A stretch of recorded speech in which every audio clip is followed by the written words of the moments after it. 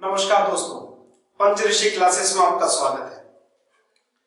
भारतीय राज्य व्यवस्था के आज एक नए विषय पर हम चर्चा करने के लिए यहाँ पर उपस्थित हुए हैं और हमारी जो चर्चा का विषय है वो है लोक सेवा आयोग। चाहे वो केंद्र की लोक सेवा आयोग हो जिसे हम संघ लोक सेवा आयोग कहते हैं यूपीएससी, या स्टेट की हो जिसको हम राज्य लोक सेवा आयोग कहते हैं। संविधान में इन दोनों का वर्णन किया गया है। संविधान का भाग 14 इसके संदर्भ में बताता है, अनुच्छेद 315 से लेकर 323 तक, यानी संविधान का भाग 14 के अनुच्छेद 315 से लेकर 323 तक संघ लोक सेवा और राज्य लोक सेवा आयोग के संदर्भ में बात की गई है।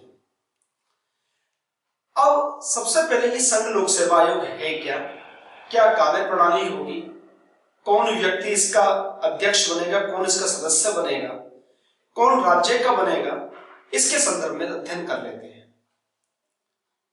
आर्टिकल 315 संविधान का अनुच्छेद 315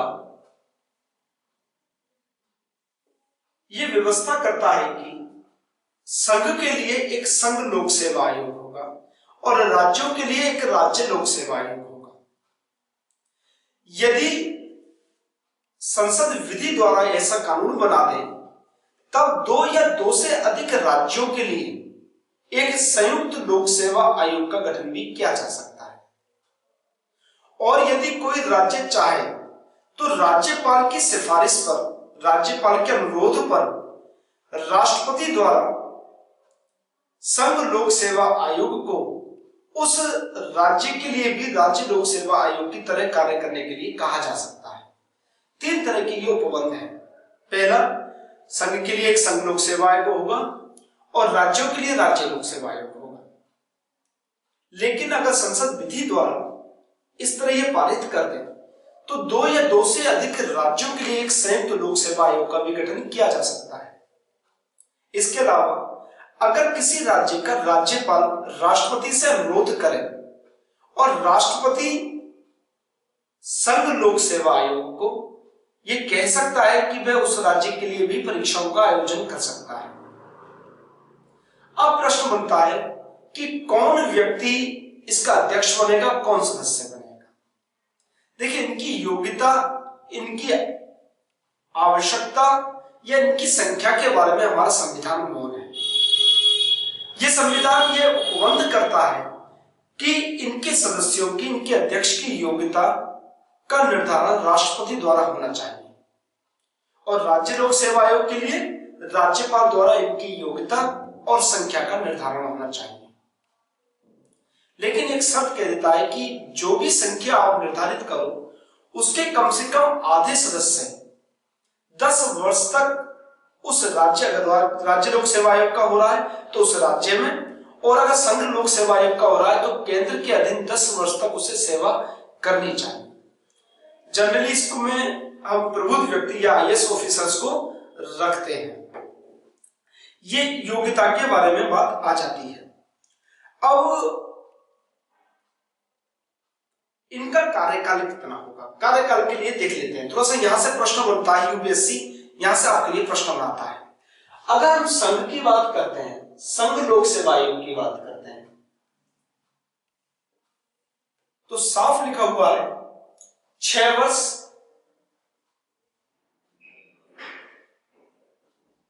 या 65 वर्ष।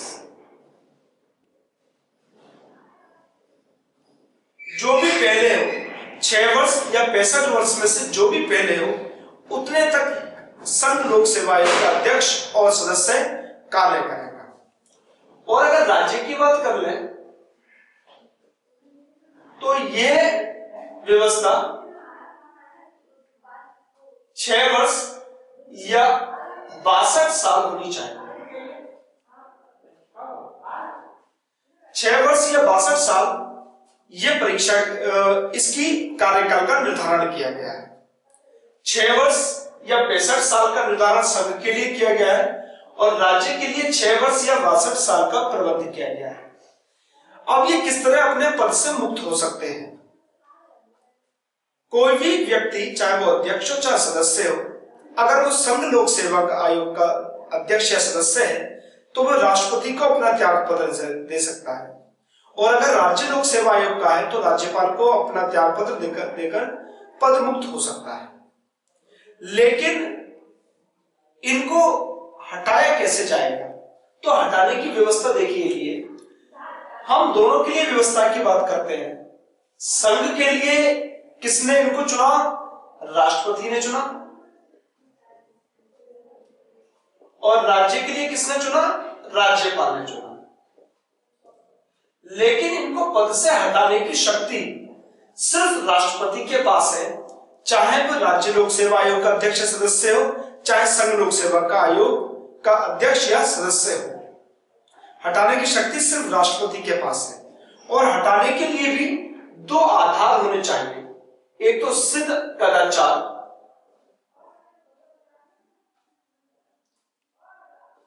और दूसरी जो व्यवस्था है वह अक्षमता। इस आधार पर ही इनको हटाया जा सकता है।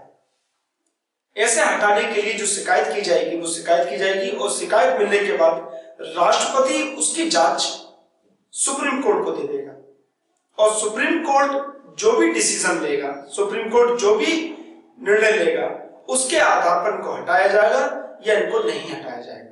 हटाने का तरीका है, राष्ट्रपति के पास कंप्लेंट होगी, राष्ट्रपति उसकी जांच करने के लिए सुप्रीम कोर्ट के पास भेजेगा, सुप्रीम कोर्ट उसको अपनी रिपोर्ट भेजेगा, और उस रिपोर्ट के आधार पर यह डिसाइड होगा कि वह व्यक्ति हटाया जाएगा या नहीं हटाया जाएगा। ठीक है, तो इस आधार पर इनको हटाया जा सकता है। लेकिन इनकी कुछ शर्तें हैं। एक तो पद मुक्त होने के बाद यह इनकी पुनर्नियुक्ति नहीं हो सकती है।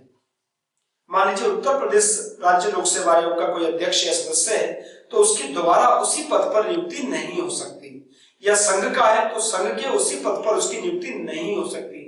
लेकिन दूसरे राज्य के राज्य लोक सेवा आयोग, या फिर राज्य का है तो संघ लोक सेवा आयोग में अध्यक्ष या सदस्य के रूप में उसकी नियुक्ति हो सकती है। उसी राज्य में नहीं होगी, संघ में है तो नहीं होगी, लेकिन अगर दूसरे राज्य में जाकर वो नियुक्ति प्राप्त करना चाहता है तो नियुक्ति प्राप्त कर सकता है।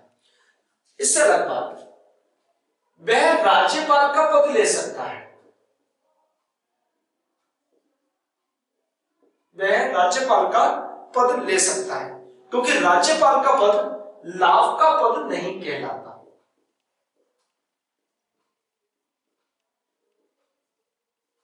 लाभ का पद नहीं है, तो वह अपनी कार्यकाल पूरा करने के बाद राज्यपाल बन सकता है। तो ये हमने राज्य लोक सेवा आयोग और संघ लोक सेवा आयोग के बारे में पढ़ा। दो बातें महत्वपूर्ण थी, एक तो इनकी आयु, इनका कार्यकाल कितना होगा, दूसरा इनको नियुक्ति का और इनको हटाने का जो तरीका है उस तरीके पर प्रश्न बनते हैं। यूपीएससी वहां से प्रश्न बनाता है। नियुक्ति राष्ट्रपति और राज्यपाल करेंगे, लेकिन पद से हटाने का जो तरीका है वो सिर्फ राष्ट्रपति के पास है, जो अधिकार है वो केवल राष्ट्रपति के पास है। इस चीज को आप लोग बिल्कुल ध्यान से देख लीजिएगा। लगातार हम छोटे छोटे वीडियोस, छोटे छोटे लेक्चर्स भारतीय राज्य व्यवस्था के बनाते जा रहे हैं, और उसी क्रम में हमने आज संघ लोक सेवा आयोग और राज्य लोक सेवा आयोग का अध्ययन किया। आगे और भी विभिन्न आयोग हैं और विभिन्न आयाम हैं भारतीय राज्य व्यवस्था के, जिनको हमको देखना होगा, छूना होगा। खंड शिक्षा अधिकारी का लगातार वीडियोस प्रीलिम्स के लिए आपको मिलते जा रहे हैं। रोज के रोज आपको लेक्चर्स मिल रहे हैं। आप किसी भी लेक्चर्स को स्किप मत कीजिएगा, छोड़िए मत, क्योंकि पता नहीं कहां से आ जाए। इसलिए कई बार क्या होता है कि हम उन चीजों को पढ़ते हैं जिसमें हमारा इंटरेस्ट होता है, लेकिन उन चीजों को नहीं पढ़ते हैं जो महत्वपूर्ण होती है। तो सारा सिलेबस कवर कीजिएगा, सारा क्वेश्चंस को कीजिएगा, और पंचदशी क्लासेस देखते रहिएगा। लाइक शेयर सब्सक्राइब कीजिएगा, मनोबल बढ़ता है इससे। इन साथियों के साथ मुझको अनुमति दीजिए। धन्यवाद।